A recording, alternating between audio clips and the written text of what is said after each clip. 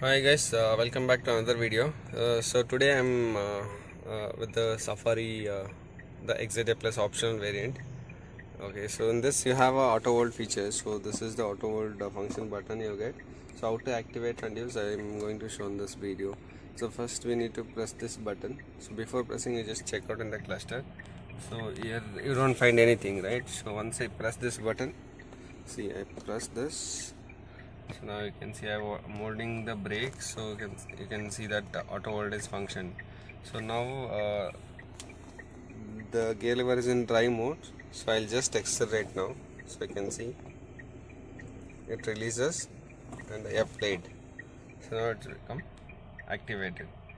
So when I am moving, so when I give a acceleration, so that automatically it releases the brake. So now you can see it is now glowing in the white. Okay, and when I stop the car, so now I'm moving, so I'll just stop the car here now. So I just stopped it, so that now it has turned to the green.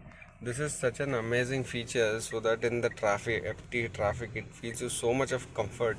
Really, trust me, it is one of the best features I have experienced it.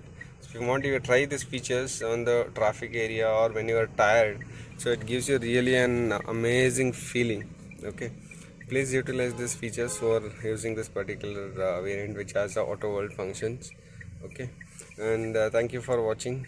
Please subscribe and support our channel. Bye bye.